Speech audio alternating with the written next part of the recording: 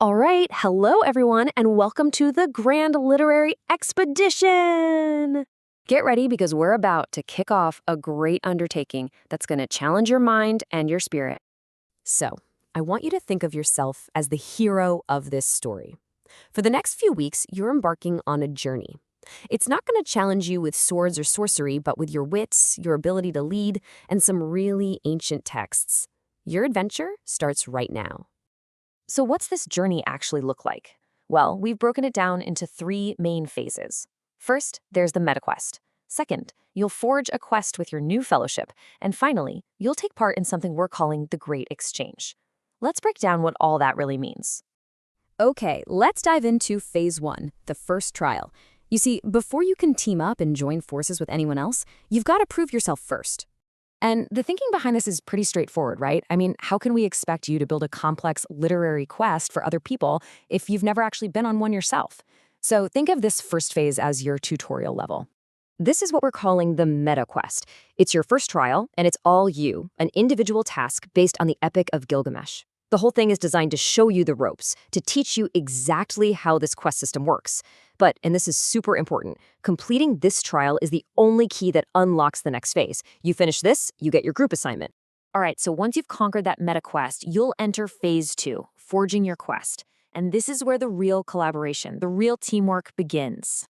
So, after you finish that solo trial, boom, the mist's clear. You're going to be given two critical things. First, your fellowship. These are the other brave souls who will be on your team. And second, your relic. That's the specific literary work your group is destined to master and build a whole quest around. Now, you can't just go wild and build whatever you want. There are rules, a kind of ancient magic to this whole thing. Every quest has to kick off with a call to adventure. From there, you'll have to pull in specific elements from the stages of a hero's journey and even weave in a quote from your text. These are your core rules. So I keep mentioning these stages of a hero's journey. What does that even mean? Well, it all comes from this really cool concept, the monomyth. It was made famous by Joseph Campbell, and it's basically a blueprint that you see in myths and stories all over the world.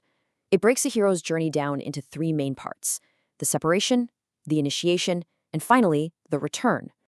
And this is your map.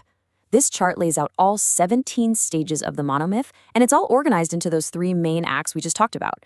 Your job as a fellowship is to build a quest that guides players through this journey, pulling specific steps from separation, initiation, and finally, return.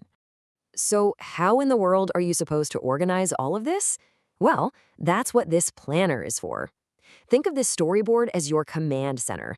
It's where you'll plot out every single stage of your quest, from that first call to adventure to the final return.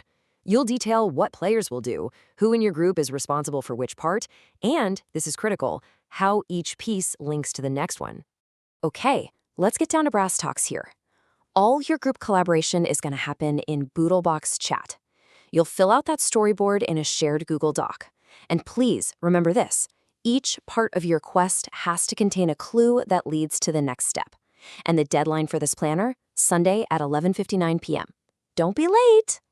And all of that brings us to the final and, honestly, the most exciting phase of this entire expedition, the Great Exchange. This is the climax of your journey. So here's the big twist. You won't be playing your own game. Nope.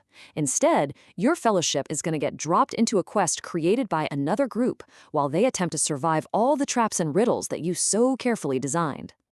Of course, after all that work, there has to be a reward. And in this case, the reward comes in the form of the judgment. The group that just attempted your quest, well, they get to sit in judgment of your work. As you can see from this rubric, they're going to evaluate you on a few key things.